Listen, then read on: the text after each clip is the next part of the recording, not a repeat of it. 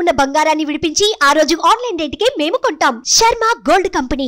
Welcome to Sumanti. నేను మీ సుమంటి వినాయక్. వేదిక ఆస్ట్రాలజీ ప్రకారం కనుక మనం చూసుకుంటే మకర రాశి వారికి ఎస్పెషల్లీ విమెన్కి ఎలా ఉంటుంది, ఎంటైర్ 2025 ఏ విధంగా ఉంటుంది, అండ్ జనరల్గా మకర రాశి వారి గుణగణాలు అసలు ఎలా ఉంటాయి, దోషాలు ఏముంటాయి అనేది ఈ వీడియోలో పూర్తిగా ఉంటుంది. ఈరోజు మనతో పాటు వేదిక ఆస్ట్రాలజర్ ఉమా గారు ఉన్నారు. అది వారి మాటలో తెలుసుకుందాం. నమస్కారం ఉమా గారు. నమస్కారం అండి. సో వేదిక ఆస్ట్రాలజీ ప్రకారం కనుక మనం చూసుకుంటే అండి మకర రాశి వారికి ఎస్పెషల్లీ విమెన్కి, ఆడవారికి అసలు ఏ విధంగా ఉంటుంది, వారి గుణగణాలు ఎలా ఉంటాయి? మకర రాశి దానికి సంబంధించి ఆడవాళ్ళ యొక్క క్యారెక్టరిస్టిక్స్ ఎలా ఉంటాయి మనం చూస్తే, మకర రాశి ఉత్తరాషాఢ నక్షత్రం 2, 3, 4, శ్రవణము 1, 2, 3, 4, ధనిష్ట 1, 2 పాదాల దాకా మకర రాశిగా పరిగణించబడతారు. సో ఎప్పుడైతే మకర రాశిలో జన్మించిన స్త్రీలు మనం బాగా చూస్తే చాలా ఇండిపెండెంట్గా ఉండడానికి ఇష్టపడతారండి.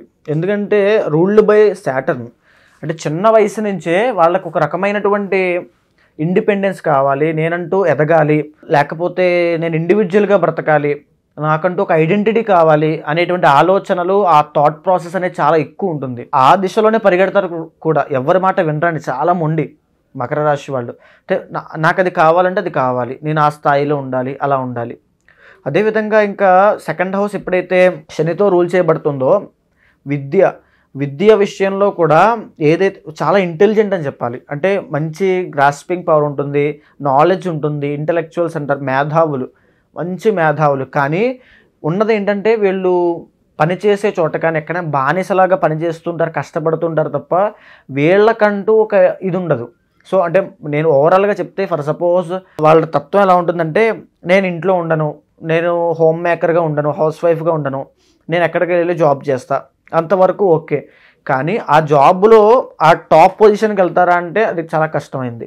ఎందుకంటే వీళ్ళు చేసుకునే చిన్న చిన్న తప్పుల వల్ల అక్కడే ఆగిపోతారు. అదేవిధంగా చూస్తే ఇంకా థర్డ్ హౌస్ రూల్డ్ బై గురుడు కాబట్టి వీళ్ళ యొక్క కమ్యూనికేషన్ చాలా బాగుంటుందని చెప్పాలి. అంటే ఈ యొక్క ఆడవాళ్ళ యొక్క కమ్యూనికేషన్ చాలా బాగుంటుంది ఈ పనిచేసే చోట.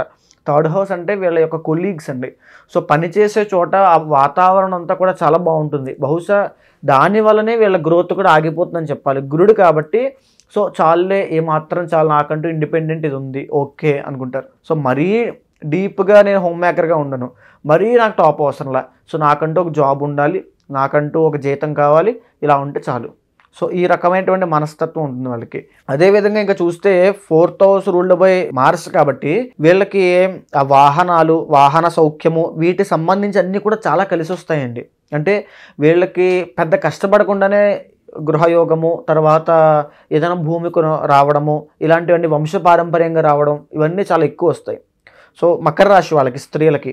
అదేవిధంగా చెప్పాలంటే వీళ్ళకి పెళ్ళి విషయంలో చూసుకుంటే కనుక బంధువులు, దగ్గర వాళ్ళు, బావ, లేకపోతే మేనరికము, చుట్టరికము, దూరపు చుట్టాలు, వీళ్ళకి సంబంధించిన వాతావరణం నుంచి పెళ్ళి అవ్వడము, లేదా పెళ్ళైన తర్వాత కూడా అంత కలిసి ఉండడం కూడా జరుగుతుంది. కానీ వీళ్ళ మనస్తత్వం మాత్రం, అంటే ఎంత పెళ్ళైనప్పటికీ కూడా ఆ రకమైన ఆర్టిఫిషియల్ మెకానికల్ ఫీలింగ్ అనేది కనబడుతూనే ఉంటుందండి.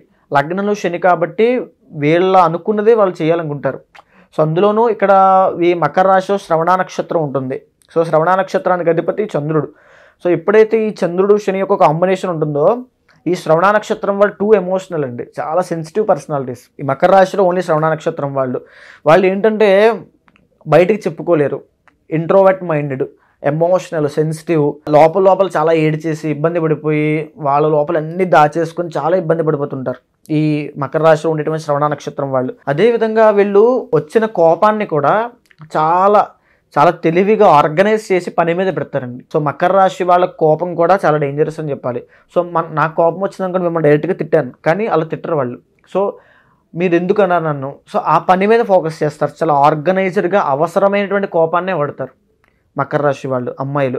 సో కొన్ని నక్షత్రాలు, ఈ కొన్ని సందర్భాల్లో ఇండివిజువల్ జాతకంలో ఏదైనా ఇబ్బంది ఉంటే, కాలసర్పదోషం లాంటివి ఉంటే ఇంకా సైకిక్ అయిపోతారు అనుకోండి, అది వేరే విషయం. ఇంకా మనము అష్టమ స్థానం చూస్తే, అష్టమ స్థానం రూల్డ్ బై రవి.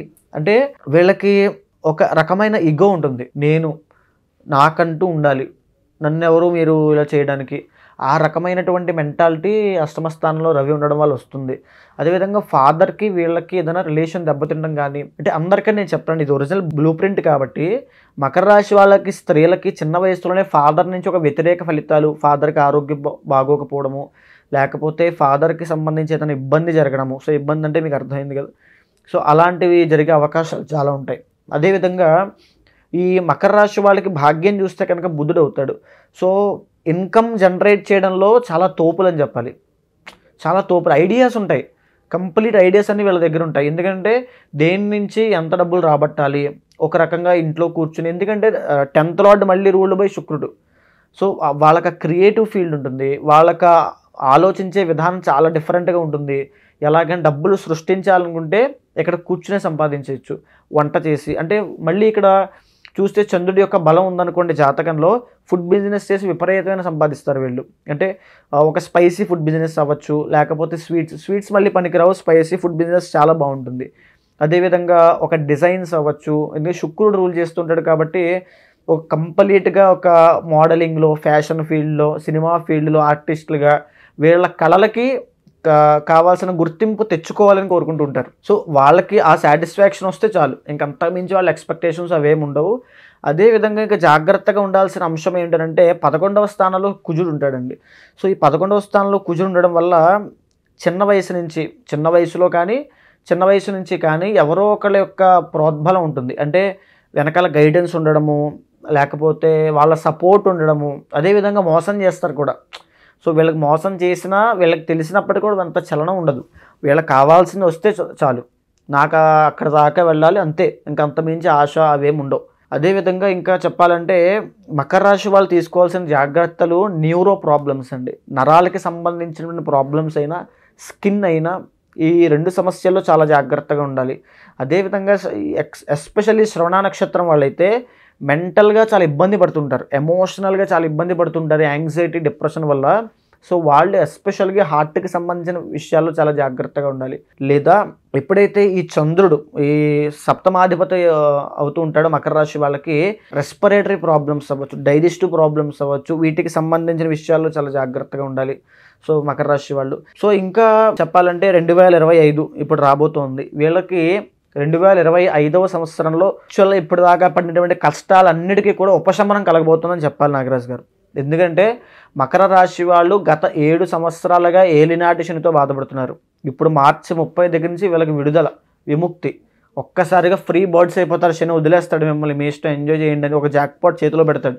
ఇప్పటిదాకా పడిన కష్టానికి, వివాహం కాని వాళ్ళకి వివాహం అయిపోతుంది, సంతానం లేని వాళ్ళకి సంతానం కలుగుతుంది, కుటుంబంలో గొడవలు అవుతున్న వాళ్ళకి అవన్నీ సాల్వ్ అయిపోతాయి, కోర్టు కేసులు ఉన్న వాళ్ళకి అవన్నీ సాల్వ్ అవుతాయి. అదేవిధంగా ఇంకా చెప్పాలంటే ఎవరైతే జీవితంలో ఎదగాలి, కెరీర్ పరంగా కష్టపడుతుంటారో వాళ్ళకి కూడా వాళ్ళు కోరుకున్న కెరీర్ ఈ మార్చి 30 తర్వాత వస్తుంది. సో ఇంకా మే 18వ తారీఖు తర్వాత మీకు రాహు మేనం నుంచి కుంభానికి వస్తున్నాడు. సో 2nd హౌస్లో రాహు వస్తాడు కాబట్టి మాట్లాడేటువంటి మాట విషయంలో చాలా జాగ్రత్తగా ఉండాలి. ఎస్పెషల్లీ ఈ 2025 మే తర్వాత అండి, మాట వల్ల గొడవలు అవ్వచ్చు, మాట ఇవ్వడం వల్ల డబ్బులు నష్టపోవచ్చు, ధనయోగం పట్టేటువంటి అవకాశాలు చాలా ఉన్నాయండి. విపరీతమైన ధనయోగం పడుతుంది వీళ్ళకి. అదేవిధంగా ఎప్పుడైతే గురుడు ఈ యొక్క మిథునంలోకి ఎంటర్ అవుతాడు మే 15 తర్వాత, మకరం, కుంభం, మీనం, మేషం, వృషభం, మిథునం 6వ స్థానంలో గురుడు వెళ్ళిన తర్వాత ఆర్థికపరమైనటువంటి ఇబ్బందులు ఉంటాయి. అంటే కొత్తగా అప్పులు చేయడము, కొత్తగా డబ్బులు లాస్ అవ్వడము, ఏదైనా ఒక వస్తువు కొనడానికి డబ్బులు బాగా అప్పు తీసుకోవడం, లోన్స్ తీసుకోవడము, ఈఎంఐస్ కట్టలేక చాలా ఇబ్బంది పడ్డము. సో అగైన్ ఇక్కడ 2nd హౌస్లో రాహు, ఇక్కడ 6th హౌస్లో గురుడు అండి.